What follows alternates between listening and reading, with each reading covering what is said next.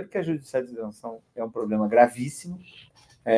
A judicialização no campo de seguro não é tão alta assim, comparando com outros ramos.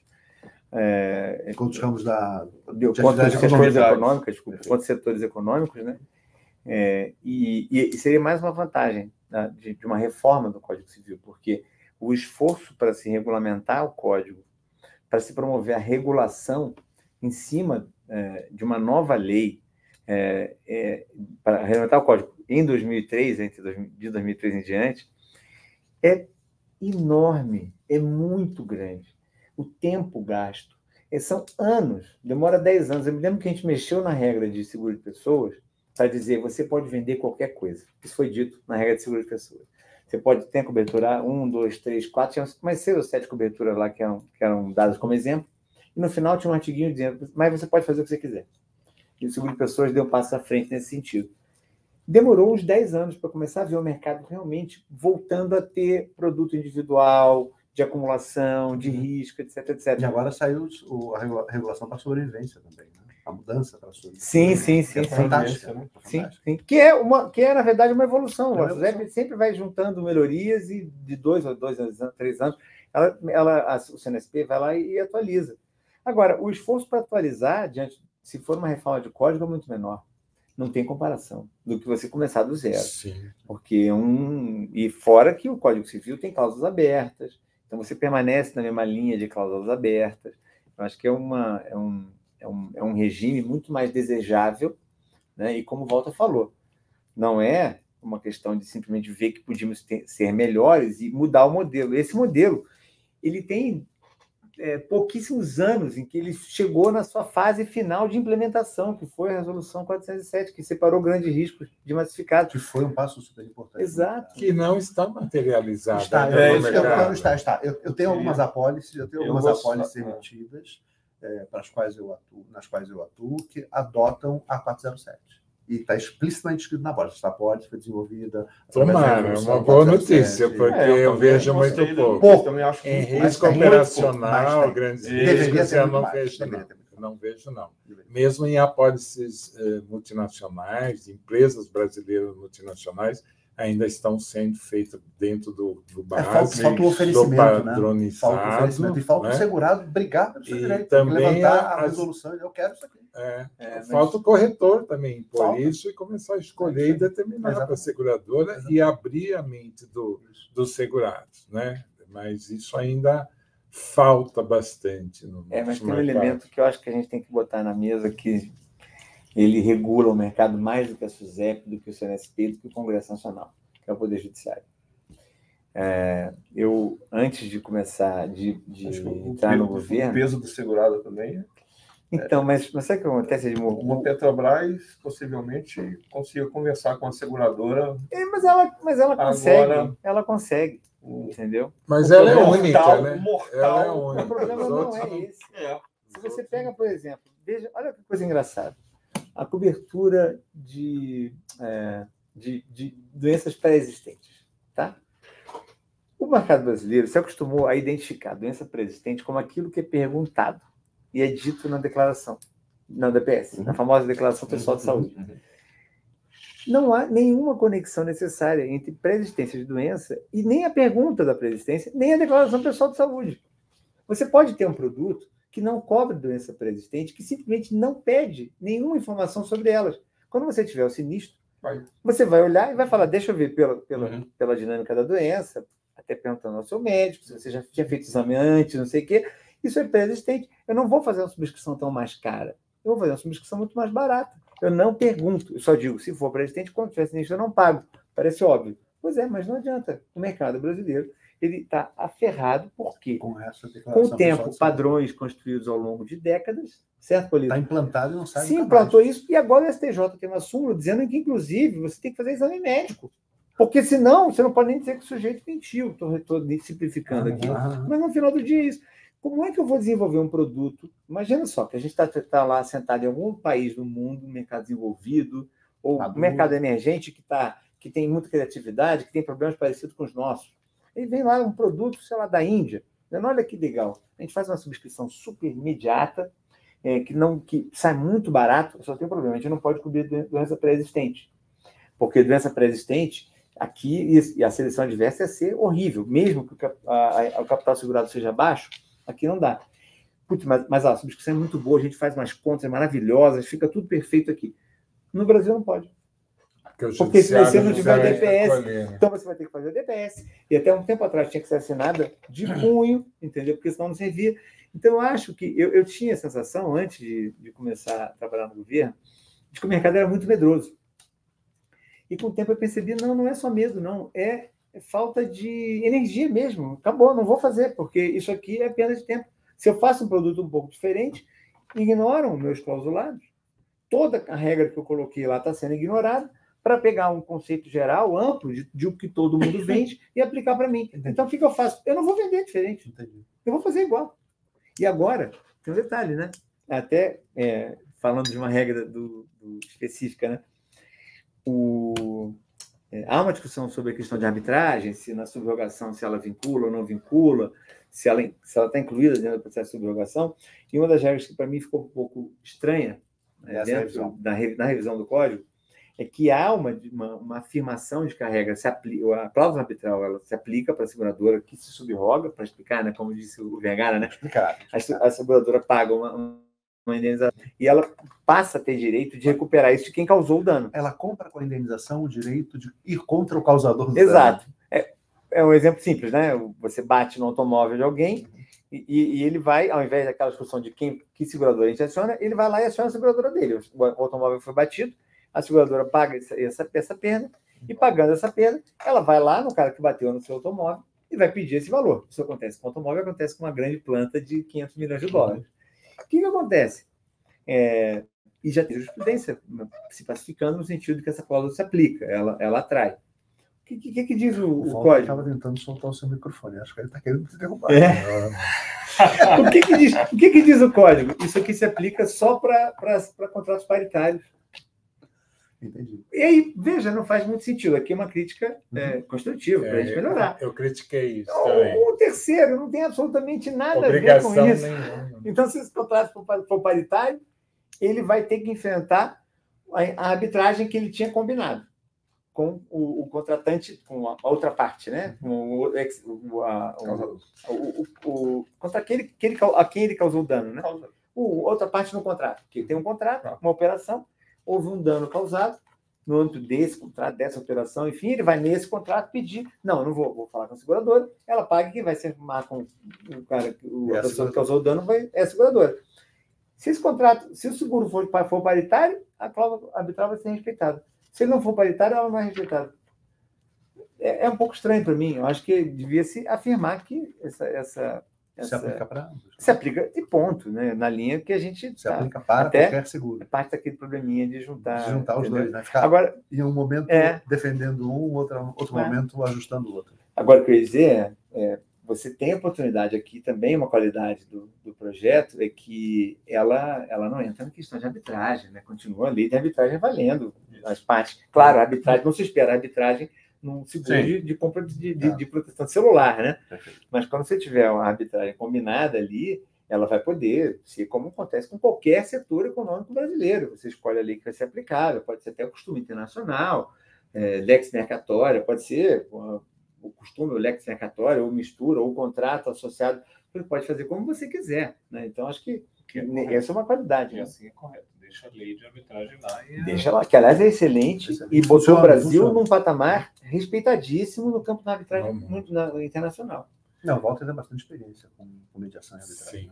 Sim. Não tem nenhum sentido, né? O PL 2917, ele trata desse assunto, cria um subsistema, como a gente chama em direito, né? Totalmente anômalo, né? É totalmente disfuncional, porque a lei de arbitragem ela é ampla, ela não está escrito lá, não está determinado para que setor, é para qualquer setor. Daí só o seguro e resseguro ficaria separado. Isso é absurdo, né? Totalmente disfuncional.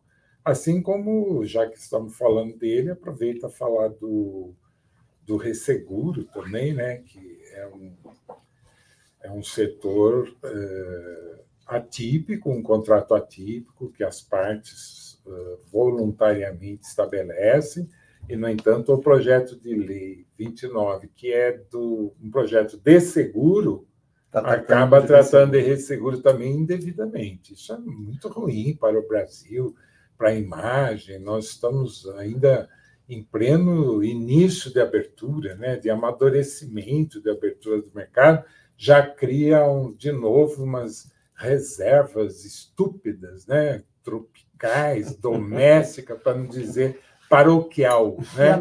E o resseguro é internacional. A nossa lei de resseguro já tem bastante tempo. Né? Pois é, está consolidado 2007, no mercado e funciona perfeitamente. E sem sobressalto. E eu vejo, às vezes, justificativas disso, ao projeto de lei 29, dizendo fase de transição. Gente, fase de transição de 17 anos.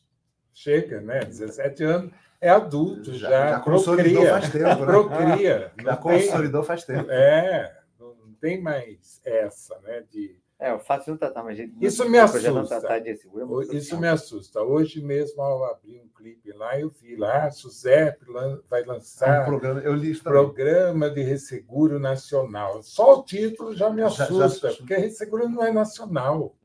Resseguro é internacional. Eles querem revisar a regra de tributação entre seguradores locais e estrangeiros. Isso está certo. Eu acho que ela tem que fazer, tem que encaminhar a proposta para quem tem direito, que é Banco Central, Receita, isso ela tem obrigação de fazer, até porque enganaram os estrangeiros, trazendo essas 3 tipos, e depois, na hora do imposto, era tudo a mesma coisa, igual. Então, vamos, né?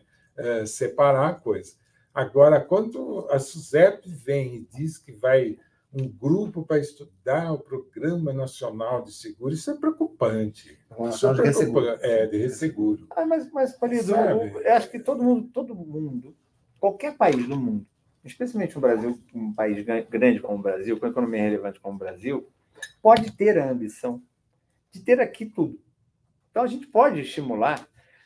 Por exemplo, se a gente definir que a gente quer, como agora tem sido dito pelo governo, a gente precisa melhorar a indústria. A gente perdeu muita indústria, foi um período que a China meio que pegou tudo, agora tem o nearshoring, então vamos aproveitar essa onda e trazer mais para cá. Justo. É bom ter um mercado de seguros local? Sim, tomara que... Agora, eu acho que tem a preocupação... Mas a preocupação que a preocupação que se deve ter, vamos equalizar? Vamos.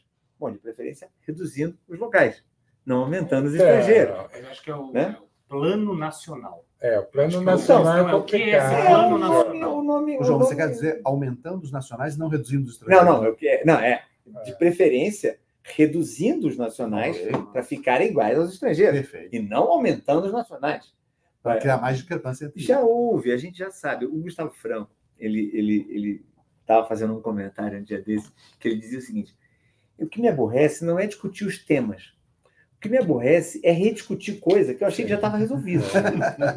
Eu vejo o exemplo que eu trago desse... Fechou.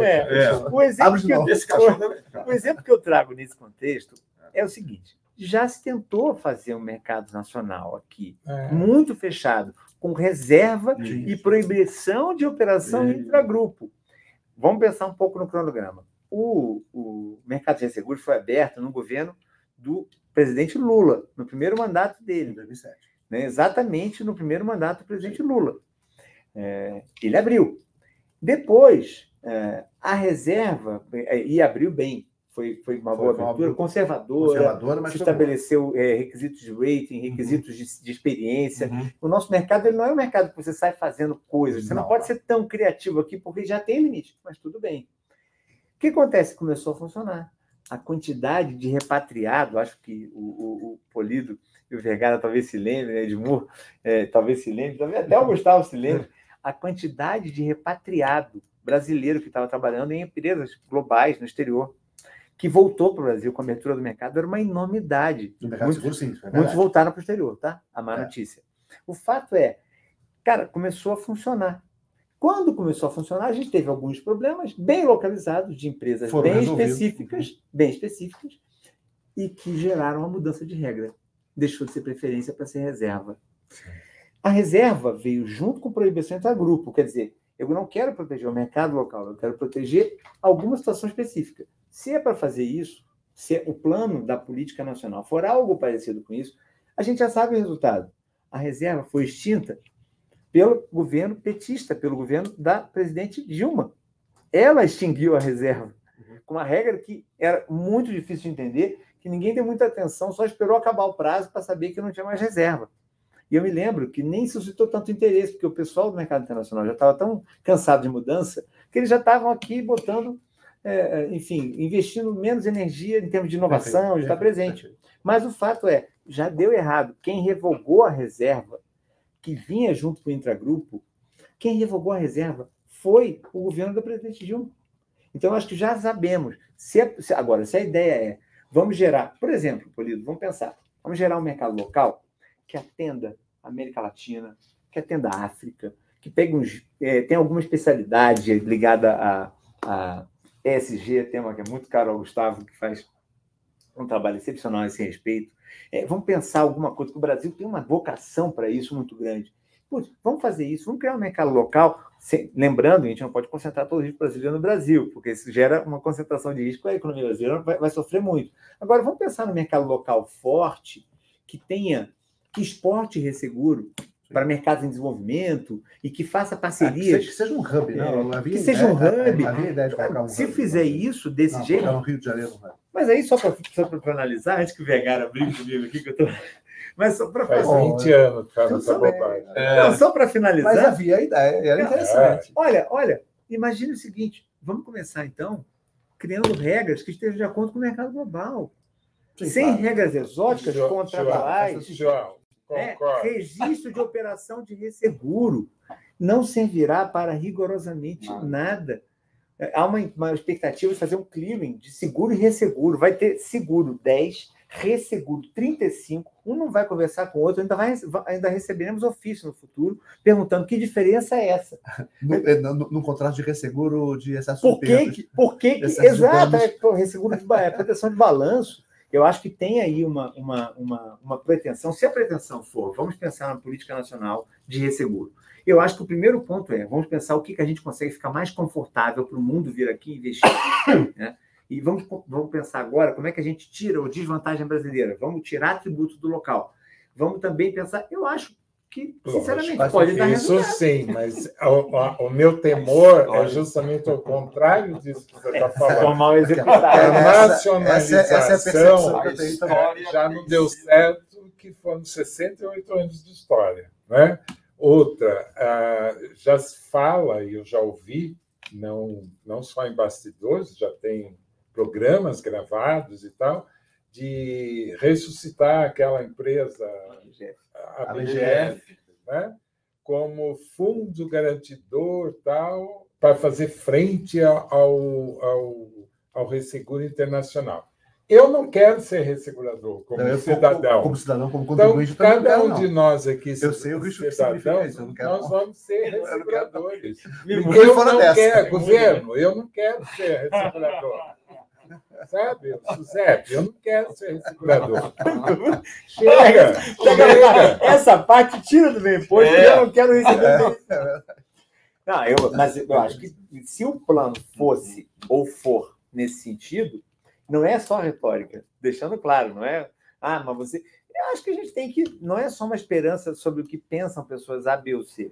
É sobre o que, a partir do pensamento de pessoas A, B ou C, será possível executar. Sim. Eu acho que é uma discussão. A gente tem que tomar um certo cuidado e com uma certa certeza sobre algumas coisas, porque a democracia funciona assim. As pessoas têm um governo que funciona com uma mentalidade de uma presença do Estado maior, a pauta de redução do Estado está anulada, o que é péssimo, porque a gente tinha que reduzir o Estado, podia melhorar muito o Estado, inclusive melhorando as entregas. Agora, que há uma pauta legítima de aumento da presença do estatal, isso é fato. Então, vamos pensar nisso de uma forma que seja produtiva e que dê resultado. É aquilo que a gente estava falando um pouco.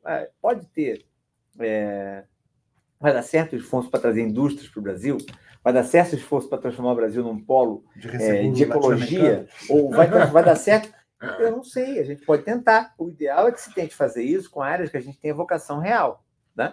e com maior chance de ter êxito. Eu acho que um ponto que eu acho que a gente não pode perder de vista, a gente não pode esquecer que o importante não é o mercado de resseguro. O importante é o mercado de seguro. Esse é o qualquer esforço para fazer o mercado de resseguro melhorar e ganharmos aqui resseguradores locais, etc. Se você for, não quero citar nome para não, mas se você pega um pequeno país da América Latina, se disser que tem um ressegurador local lá, a gente já sabe que deve ser uma questão, uma empresa de papel, porque não tem nem mercado para isso. Agora, o Brasil pode ter. Então, eu acho que a meta de ter um mercado de resseguros grande, mais pujante, que absorva mercado, como a gente faz já na América Latina, o objetivo é nobre. O que não se pode perder de vista é, por um fetiche com o resseguro, né, uma busca do resseguro, que é elegante, é bonito, e lá parece que tem muito dinheiro, criar um sistema que seja ruim a ponto de atrapalhar o mercado de seguros. Aí a gente vai ter um problema sério, porque eu não quero dar um número, porque seria responsabilidade que eu não tenho de cabeça, mas o percentual do mercado de resseguro no mercado de seguros é extrema e surpreendentemente pequeno. Então, você pegar esse negócio e entupir um cano, que na verdade é um rio, ele vai virar um rio, você está matando a nascente do cano aqui. Tá com amendoim, você tá entupindo toda uma engrenagem, porque você precisa. Calma, olha só, vamos tentar fazer um esforço. É mais fácil, né? Vamos tentar fazer um esforço. Vamos desenvolver o mercado de seguros, é ótimo, e acho que nesse sentido, se for nessa linha, com esses cuidados, pode ter êxito parcial, pode ter algum êxito, pode ter várias coisas. Mas nessa revisão do Código Civil, nós temos algum... Não fala nada de resseguro. Nem aparece. Eu queria até comentar sobre isso. Nesse lugar, que é a SUSEP, para tratar sobre resseguro, é o lugar correto para a gente falar de resseguro. Não num projeto de lei como é o PL 29, que lá tem um capítulo de resseguro específico. Se a gente vai discutir lá na SUSEP sobre resseguro, a gente tem a Lei Complementar 126, ali é um ambiente para a gente poder discutir, seja o aspecto não bom ou depois muito bom, discutir resseguro, porque ali é a autarquia federal que vai tratar de resseguro. Agora, não num projeto de lei que está saindo do Código Civil, algo que a gente já tem consolidado e a gente pode melhorar, nós temos a oportunidade de melhorar agora o Código Civil no capítulo de seguros, como o João bem colocou, que é a nossa oportunidade de tratar de resseguro em algo totalmente apartado. Eu acho que não é esse o caminho, e é democrático ter dois momentos aí, projeto de lei e reforma do Código, mas isso para explicar para resseguradores internacionais, empresas internacionais, seja corretoras, projetos concorrentes. Como que você tem isso? Duas leis. Aonde está a segurança jurídica num país como o Brasil, tão importante para você trazer seguro e resseguro? Isso não tem explicação. Nesse momento, isso é muito ruim. Isso é muito ruim para a gente poder explicar isso. Então, a gente precisa centralizar as nossas forças em algo como a reforma do Código Sim, que é algo que a gente, sim, como o professor Walter falou, a gente tem caminhos e sentar numa mesa e discutir, porque o espaço está aberto para todos, que não é o caminho que a gente viu no projeto de lei. Sim. Beleza. Cara, o papo está muito bom. Acho que a gente poderia avançar bastante mais tempo. A gente já está há mais de uma hora discutindo esse assunto. Vocês têm mais algum item que vocês queiram trazer para a mesa? A gente tem tempo ainda. Que vocês lembrem. Que seja eu tenho um item. Antes de você falar, eu estava guardando um aqui, que é a questão da prescrição. Né? A gente tem um ajuste de prescrição. Eu tive um problema. Quando era criança, eu lembro de um acidente que meu pai sofreu de carro, ele ficou em coma durante algum tempo. Né? O carro foi danificado, tinha seguro o automóvel. E a indenização não foi paga naquela época por questão de prescrição, porque não houve a comunicação do fato à seguradora. Sim. Né?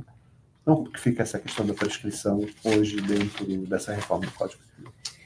Então, ele estabelece uma regra, agora assim, não está aqui, né? O Walter estava estudando, ele sabe de cabeça já. A regra de prescrição do pai? Não, a regra da proposta. Tem. Tem que. Só para um ponto antes, que eu acho que a gente resolve fácil, e é até um pouco mais... esse. É um pouco mais fácil até para a pessoa entender. São 2 pontos que eu ia comentar. Primeiro, é que o código, essa projeto de reforma, ele não cria uma ação direta tão radicalmente diferente do que a gente tem hoje, que é a vítima poder acionar a seguradora do segurado. Então, pegar um exemplo fácil para todo mundo entender, né? Terceiro. Né, para os não especialistas, né? Você teve um acidente, ele bateu no seu carro, e você, ao invés de entrar com ação contra quem bateu no seu carro, entra com ação contra a seguradora. Eu bati no seu carro e você entra contra a minha seguradora e não contra a minha diretamente. Na justiça. Exato. E aí tem uma série de regras sobre isso, e tem uma sistemática que é mais ou menos aceitável, que a gente tem, mas que, de alguma forma, é quase replicada aqui na reforma do Código, com alguma pequena diferença. Eu acho que aqui também se perde a oportunidade de resolver um problema, porque a ação direta não deveria... E essa é uma opinião minha, pessoal, que eu acho que não é necessariamente consenso. É muito longe disso, na verdade. Mas eu acho que a ação direta não deveria existir, a não ser que segurado e seguradora concordem. Porque eu posso estar prejudicando o direito de defesa de um ou de outro, né? E direito de defesa, e ainda posso estar tumultuando. Eu acho que ela tem que ser pedida pela vítima, e os outros, aí as partes têm que concordar. Porque, do contrário, as partes podem querer simplesmente estar lá para tumultuar o processo, bota 2 pessoas no polo, complica tudo, muito mais. Os advogados sabem disso, né? Se houvesse essa possibilidade do terceiro que sofreu o dano entrar numa ação contra a seguradora para reparar o seu prejuízo e não contra o segurado, no momento em que a seguradora decidisse favoravelmente pela liquidação do sinistro, pelo pagamento, não implicaria na responsabilidade criminal do segurado? Não necessariamente. A civil já estaria. Não tem essa vinculação. Ela é uma decisão dela, e isso mesmo que seja... Até se fosse um acordo, não seria necessariamente. Mesmo se fosse um acordo. Eu acho que o problema principal é, se eu entro com uma ação direta contra a seguradora, ela, pelo sistema ela pode chamar o segurado, participar, usar tudo a favor dela, etc, etc. Mas eu posso estar prejudicando o segurado, porque o segurado podia pensar, eu tinha coisa para dizer, eu queria dizer do meu jeito, e eu ia ganhar essa ação. E você chamou a seguradora, e com ela você fez uma pressão errada, ela tem um outro interesse para fazer acordo, ela fazer acordo vai me prejudicar aqui. Pode acontecer o contrário também, eu vou entrar contra o segurado e contra a seguradora ao mesmo tempo, porque eu quero, como se diz, o deep pockets, né? Aqui tem dinheiro, mas a seguradora vai pagar do mesmo jeito. E mais, os 2 podem combinar de se denunciar e todo mundo entrar junto, e vai ficar mais confuso o processo. São 2 contestações, e eu não sei como me defender. Chama-se. Eu acho que a ação direta tem que ser um pedido da vítima e tem que ser concordância dos 2. Se não tiver, não deveria ter. Mas isso é uma posição um pouco... Agora, o ponto interessante, que eu acho que não é trivial, é bem importante... Como que a revisão do código trata isso? Ele coloca que é cabível a ação direta do terceiro contra a seguradora e segurado conjuntamente, respeitados os limites e condições estipuladas na pólice. Isso que a seguradora... Ou seja, ele não dá a opção da seguradora ou do segurado não quererem. Entendeu? Eu acho a seguradora estando presente, pode. Que está em linha com o STJ. Está em linha com o STJ. A jurisprudência dominante hoje é essa. Agora, tem um ponto que eu acho que é mais delicado, que é no artigo 794, na nova redação que está se pretendendo colocar, que se fala, que aí a regra que fala que seguro de vida, acidentes pessoais, para o caso de morte, o capital segurado não está sujeito às dívidas do segurado, nem se considera herança para todos os efeitos. Isso é uma regra normal, inclusive o VGBL é um produto muito usado para planejamento sucessório por conta disso. E eles inserem aqui um parágrafo dizendo não se aplica o disposto nesse artigo aos valores transferidos a terceiros beneficiários quando o resultante de aportes for feitos em razão de planos de benefícios contratados com entidade de previdência privada complementar aberta. Eu acho que aqui tem uma série de probleminhas. Primeiro que seguro é seguro. Até vou publicar um artigo nos próximos dias sobre isso. Seguro é seguro. Se ele é seguro, ele é válido como seguro, ele tem que estar nas regras de seguro. Se ele é uma fraude, ele não é seguro, ele é outra coisa. Você desclassifica isso e pega e dá outro nome. Você não vai ter benefício fiscal, não vai ter nada. Eu anulo esse negócio aqui e vou desclassificar, entendeu? Não tem como você ficar escolhendo a parte do seguro que você gosta. Eu gosto dele ser seguro para ter benefício fiscal, mas ele ser seguro para pagar para o herdeiro, para o beneficiário que ele escolher, aí eu não gosto. Então não é seguro. Aí não é seguro. Não, pelo amor de Deus. E se o negócio é válido, ele tem que ser respeitado em todas as suas características, inclusive em pagar ao beneficiário que eu escolhi. Então, eu acho que aqui é o primeiro problema. Outro é que ele fala em todos os terceiros beneficiários e fala em planos junto à entidade de previdência privada complementar aberta. O mercado brasileiro tem pouquíssimas entidades de previdência complementar aberta. A maioria absoluta são seguradoras de vida e previdência. Quer dizer, também tem esse pequeno erro aqui. E eu acho que a regra, ela mata o VGBL como instrumento de planejamento sucessório. Claro que você pode estar fraudando a sua esposa, a sua companheira, tirando dinheiro, você pode estar fraudando a regras de sucessão, a legítima, como se diz. Você pode estar... E se for isso, você desconstitui o negócio. Agora, dizer que eu não gosto desse negócio é a mesma coisa que dizer que eu não vou tratar leasing como leasing, porque, para mim, leasing é aluguel. Não, peraí, vai ser leasing. Tem uma lei falando sobre leasing, arrendamento, etc. Não, mas é que eu acho que, para tal efeito, tem que ser aluguel. Não, ele é leasing. Você pode não gostar, mas a lei fala isso. A lei criou o VGBL e viabiliza isso. Isso é bem sério. Depois tem um parágrafo 2º que cria outras situações aqui.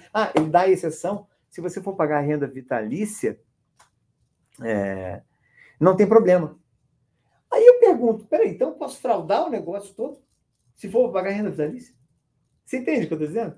Já que eu estou pagando renda vitalícia, eu posso tirar todo o dinheiro dos meus filhos, tirar da minha esposa, pagar para um fulano X, mas é renda vitalícia. Como se o caráter supostamente previdenciário resolvesse o problema do plano mal contratado. Eu acho que aqui tem um equívoco importante que deveria ser repensado. E essa alteração, que é só uma adição de 2 parágrafos aqui, deveria ser esquecida. Né? Pelo contrário, você perdeu a oportunidade de garantir que a regra é essa. Se não tiver fraude, você tem que cumprir o que está escrito no contrato. Né? Mas o Vergara tinha falado da prescrição. Da prescrição, então você fala. A prescrição... Professor, por quê? Porque eu não litigo, então isso aí é um problema de advogado. Vai lá no tribunal, eu não vou em tribunal. O Gustavo está aqui agora preocupado, pensando em eu, achando que eu tinha tido aula com advogado. Um dia que eu fui amarrar meu burro, tudo que ele falou sobre direito, você tem que fazer um desconto, entendeu? Porque ele não é advogado. É um jurista, né? Muito mais um advogado. A regra de prescrição tem 2 propostas e já torna um pouco mais confusa a discussão. Mas acho que também não é um problema tão grave assim. Eu acho que eles estavam no tempo muito curto e começaram a trabalhar em possibilidades que aqui não chegaram a um acordo e chegaram a 2 propostas. Uma violado direito, nasce para o titular. A regra de prescrição seria: violado direito, nasce para o titular a pretensão que se extingue pela prescrição nos prazos que aludem 205 e 206. São os artigos do Código que falam de prazos prescricionais. O parágrafo 1º diz: a contagem do prazo prescricional inicia-se a partir do momento em que o titular do direito tem conhecimento ou deveria ter do dano e de quem o causou. Tá? Okay. Então, ele está botando isso, no meu entendimento, como regra geral, e dizendo que é assim, do sinistro. Quando a pretensão nascer da violação de direito absoluto, a obrigação de não fazer a contagem do prazo prescricional inicia-se a partir da data da ocorrência do ilícito, que você vai ter que pegar e pensar em que hipótese eles estão vislumbrando aqui. Mas, de qualquer forma, o ponto central ele, nessa primeira versão, ela está... que é a versão... Essa informação é pública, né? Não é política. Aqui, é a versão da professora Rosanelli. Né? Nessa primeira versão, ele resolve o problema de quando se começa o prazo prescricional, que a gente vai comentar em seguida aqui. A versão do professor Flávio Tartucci é diferente. A pretensão se extingue pela prescrição nos prazos a que aludem 205 e 6, são os artigos que falam dos prazos. O início do prazo ocorre com o surgimento da pretensão, que decorre da exigibilidade do direito subjetivo, que é o sinistro também. Aqui vai ter uma discussão bem hermética, mas, no final das contas, ambas estão resolvendo isso. E o professor Flávio Tartucci traz um item adicional, que é, nos casos de responsabilidade civil extracontratual, a contagem do prazo prescricional tem início na ciência do dano e de sua autoria. Porque na responsabilidade civil, a ciência do dano é uma coisa que tem como ter um critério mais objetivo. Né? O professor Walter Polito, que não é advogado, né? Mas, enfim, jurista. É um jurista, né? Segundo ele diz, mas esse é um tema que você conhece bem. Né? É fácil. Na dinâmica, você consegue identificar o momento em que você soube do dano, porque alguém te notificou, alguém trocou uma ação, etc. Ou você percebeu o que você fez. Sim. Exato. Agora, o ponto central o Código Civil ele não é tão... ele não trata do seguro com a especificidade que poderia, o atual, E ele não diz que o sinistro é o termo inicial da contagem do prazo prescricional. Mas o Código Civil hoje não estabelece que existe prescrição e a outra palavra decadência. Sim. Decadência é outra discussão. Não é que... Esquece decadência. Para isso, a discussão não tem decadência. A prescrição, o Código Civil, ele fala em violação do direito, tem um fraseado que durante muito tempo gerou muita discussão. E o STJ, depois de muito tempo, pacificou um entendimento de que a prescrição no seguro, o direito de entrar com ação contra a seguradora para pedir a sua indenização, começa a contar do sinistro. Não da recusa da seguradora? Aí o STJ mudou de posição, está em processo de mudança de posição acerca disso.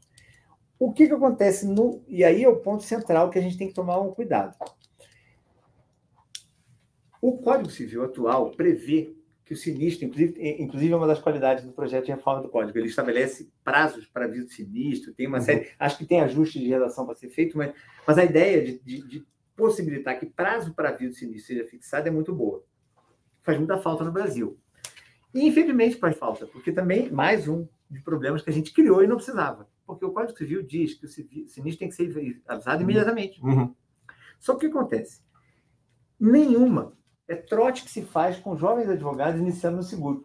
Procura aquela jurisprudência que o tribunal disse lá que ele perdeu o direito porque demora para avisar o sinistro. Não há. É solenemente ignorada essa disposição, como durante 10 anos foi ignorada a disposição do suicídio. Né? Que, orgulhosamente, eu vi um ministro do STJ, muito educadamente, falando, a gente resolveu, basicamente, aplicar a lei. Que bom, porque já tinha mudado a lei desde 2003. Essa regra do aviso imediato sempre foi ignorada. Só que ela não trazia maiores impactos. Não tinha prazo, então não valia. Mas ela não trazia maiores impactos. Sabe por quê? Porque o prazo prescricional ele contava a partir do sinistro, e o prazo é ano. Então, depois de um ano, a sua cauda, a regra geral, né? Tem várias hipóteses, mas depois de um ano, a sua cauda, como nós chamamos, o que você não sabe ainda que você vai ter que pagar e que você está chegando, acabou. Depois de um ano, não tem mais. Por quê? Porque o que aconteceu de sinistro, se aparecer alguém com um sinistro agora, 1 ano e 2 dias depois do fim da pólice, está prescrito. Você tem que saber a data do sinistro, obviamente pode ter uma discussão sobre isso. Mas se está prescrito, então eu não tenho por que pensar no prazo de aviso de sinistro, tanto porque depois de um ano eu posso cortar essa cauda. O que diz o PLC? O PLC diz que esse prazo começa a contar da negativa. Calma. Agora está conflitando com isso. o projeto de revisão com o PLC. O que diz o PLC e o STJ começou a dizer também? A prescrição, o termo inicial, é a negativa. Negativa da seguradora. Você apresentou o sinistro e disse, me pague a indenização. E a seguradora disse, não vou lhe pagar, porque não devo pagar, acho que não teve dano. Nesse momento você liga o reloginho de 1 ano. Nesse momento você liga o reloginho de 1 ano. Qual é o problema? O problema é que você pode ter demorado 40 anos para ir pedir a sua indenização para a seguradora. E você continua tendo direito. Entendo. Aí alguém diz, mas o mercado internacional funciona assim. O direito comparado é um perigo, né, Polido? Porque o direito comparado é só quem teve a energia de entender e conversar com alguém, e depois você seleciona o que você gostou do que você ouviu. Né? O direito comparado é muito perigoso.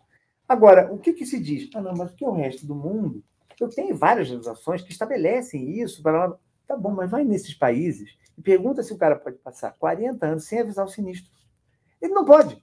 A pólice não permite, a lei não permite, e nem o juiz vai mandar pagar. Só que no Brasil, como você junta as duas, começa a contar da negativa.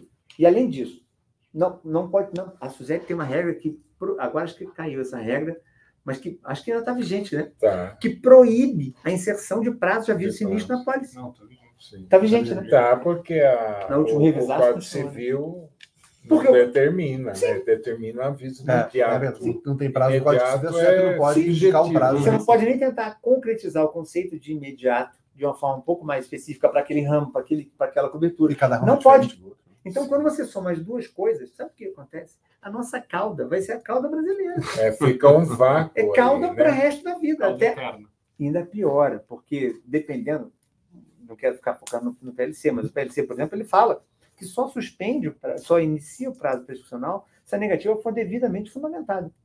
Porque se o juiz entender que não foi devidamente fundamentado, também não começou o prazo. Sim. Quer dizer, a gente vai ter uma cauda brasileira. E para resseguradores que atuam no mundo inteiro, isso é horrível. Isso é inviável. Isso é, alguém vai pagar por isso. É impossível de provisionar. Isso é impossível de provisionar. Só isso. Por que é horrível, né? Porque aí você, como que você mensura isso? É isso aí. O ressegurador precisa provisionar aquele sinistro para indenizar ele. O ressegurador precisa provisionar. E como é que provisionar significa guardar um pedaço do dinheiro numa caixinha específica para sinistros. Exato. Diante disso que o João sintetizou, realmente a proposta, que não é fácil, né? Esse tema. Não, esse tema não é fácil. Não. Esse tema não é fácil. E tanto é que não tiveram os dois não foi unânime a escolha da redatores, relatores finais do projeto da reforma, a professora Rosa Maria Neri e o Flávio Tartus, resolveram colocar as duas para...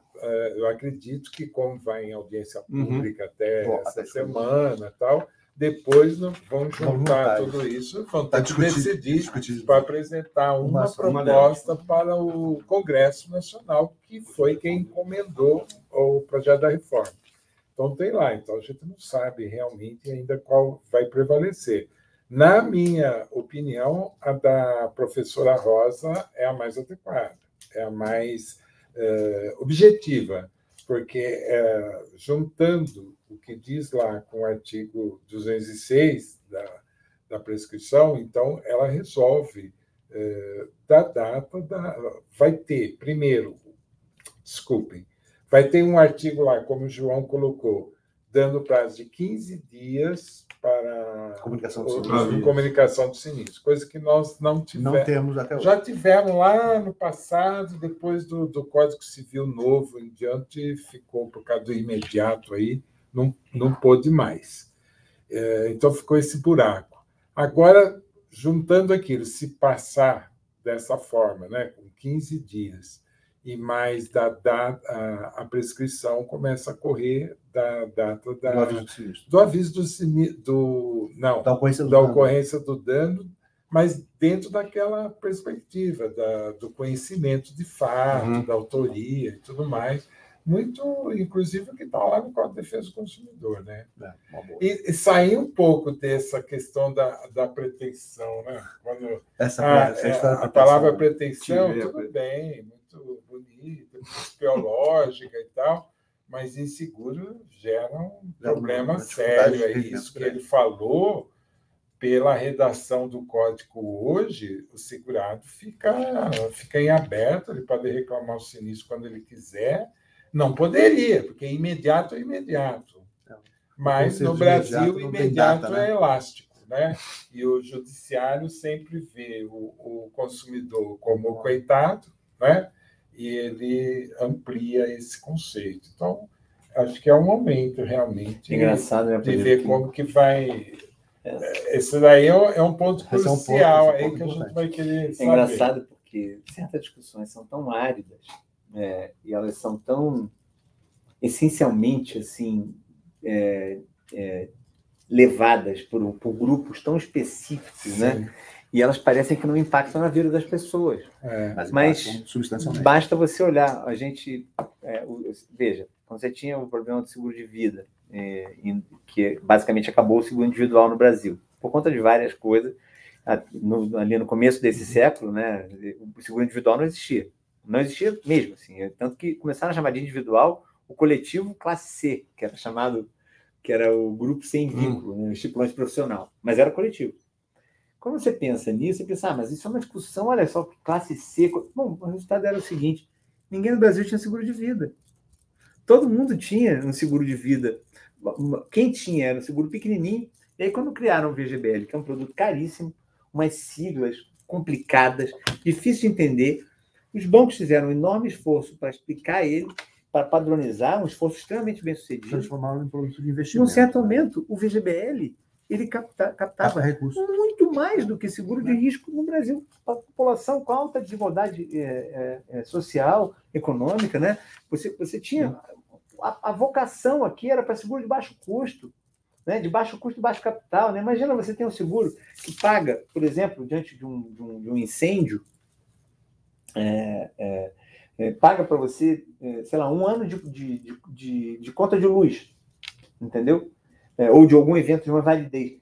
Isso para alguém que mora numa mansão não é nada, mas para quem está ali sustentando E sabe, você poderia ter isso, e você não tinha, entendeu? Eu acho que, inclusive, tem um erro aqui também, aí é erro mesmo, porque ele só faz menção a seguro coletivo em seguro de pessoas. E tem seguro de dano também, que pode ser seguro coletivo. Acho que passou aqui no projeto de reforma. Mas as pessoas não se dão conta. E essa questão da prescrição parece tão hermética, né? Parece uma coisa tão conversa de advogado. Difícil, uma questão difícil. A própria forma como o artigo está escrito, ele já deixa difícil para a população entender. Só que o custo vai incidir no seu seguro de automóvel. Vai. O seu seguro de automóvel vai ser mais caro por causa disso.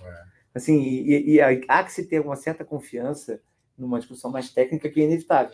Aqui não dá para fazer populismo, né? Mas eu acho que a fixação de prazo, como está indicado nessa reforma, ela reduz o preço de automóvel, porque faz com que a seguradora elimine essa cauda muito longa. Né? Ela ajuda a população a contratar seguro de automóvel. É boa. Isso está bem executado, inclusive. Acabar com... Pode melhorar e tal, mas... assim que souber algum imediatamente, por um prazo, reduz o preço para o consumidor. Eu vejo com bons olhos, eu acho que nós vamos ter um resultado bom aí, uma regra jurídica mais tomara objetiva, né? Tomara que seja o projeto de lei, já que a gente está fazendo aqui obrigatoriamente comparações, ele não resolve isso, porque ele continua no princípio da pretensão, essa figura de tese de mestrado e doutorado, né? Porque a prática é muito difícil de materializar. É o fantasma da pretensão. Eu acho que o contrato de seguro tem que ser mais palpável, né? Não pode ficar na mão do juiz. A fixação de prazo na maior parte dos seguros é perfeitamente cabível. Talvez no seguro de responsabilidade civil seja um pouco mais difícil, porque você pode, de forma indireta, causar um dano e ser acionado meses depois. Mas aí é 15 dias a partir da data que eu fui notificado. A reclamação da situação. Tem um marco mais fácil. Às vezes é até mais fácil. Talvez até facilite. Esse é mais Exatamente. fácil. Se o problema fosse esse, estava bom. A questão sempre é a preocupação de que fixar prazo prejudica o consumidor. Na realidade, fixar prazo ajuda o consumidor. Né? Porque estabelece uma regra. Faça isso. Faça em tanto tempo. O que prejudica realmente o consumidor é o mercado disfuncional. E preço alto demais. Se você não tem um mercado funcional, por exemplo, a gente falava das cooperativas. Sim, a gente tem um problema que a cooperativa... Vamos pegar o exemplo da cooperativa, que eu acho que é muito educativo. A cooperativa, a gente tem seguro de automóvel, e pegar o exemplo de cooperativa e seguro de automóvel, para ficar mais fácil tudo, para a população poder entender. Tem o seguro de automóvel, você tem um automóvel com mais de certa idade, com mais de certo tempo de existência. As seguradoras tendem a não aceitar. Pode ser que você não consiga. Tá? As seguradoras tendem a não aceitar. E por que você não consegue? Você não consegue porque não há produtos. Seria... Peças de reposição? Não, porque seria muito fácil, não quero subestimar a dificuldade dos nossos técnicos aqui de desenvolver produtos. Mas daria para você pensar em clausulados e coberturas que atendem essa população.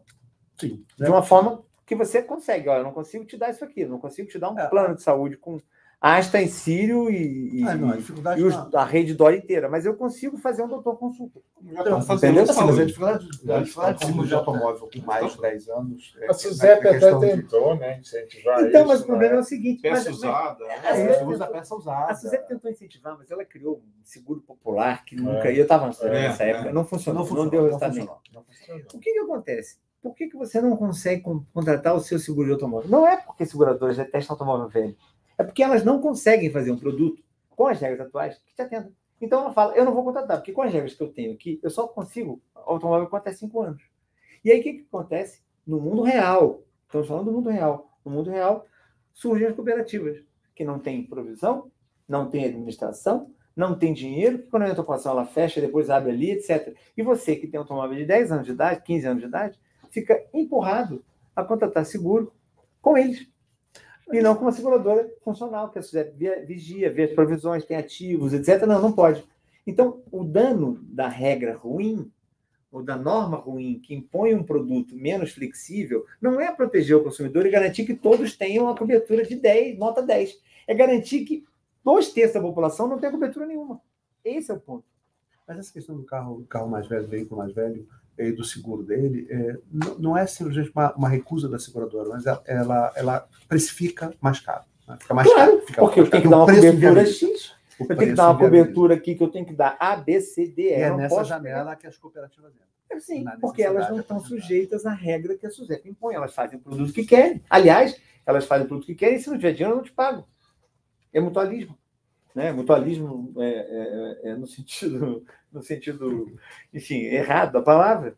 Então, na verdade, o dano de uma norma ruim, nesse caso, está claro. Se fez, o Polido lembrou, a SUSEP emitiu uma circular falando sobre o seguro popular. Teve 2, eu lembro, Polido, de automóvel e de pessoas. Eu duvido que mais de 2 produtos tenham sido registrados. Por quê? O de seguro de pessoas, eu me lembro, não estou aqui atacando a intenção de quem fez, eu mesmo estava lá quando a gente fez o seguro, se eu não me engano, de automóvel, que foi o primeiro, que não teve nenhum êxito. Então, não estou atacando aqui a intenção nem a competência técnica. Às vezes você tenta e estava certo, mas não deu resultado.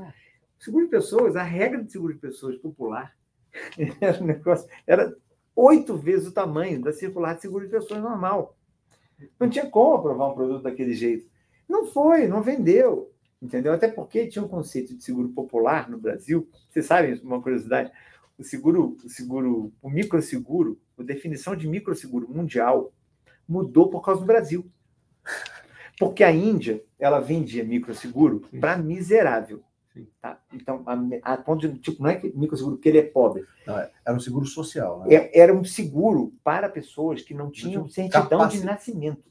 Não tinham nada. Entendeu? E isso tinha experiências que o Banco Mundial estimulava lá na Índia. Você está tocando num assunto que nós temos dentro da academia o Dante Zanzini, que é especialista em microseguros. Eu vou convidar ele para cá. Cara, o que acontece? Porque vai ser legal. Quando a SUSEP começou, e a gente começou a participar das discussões de seguro, de microseguro, a IAS, que é a International Association of Insurance Supervisors, que é a reunião global de SUSEP, né?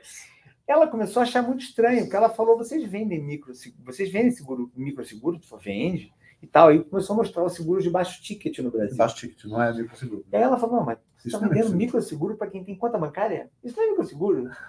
Isso é seguro pulverizado. Você banca. E aí a gente insistiu muito para dizer, não é verdade, porque aqui a desigualdade é muito grande.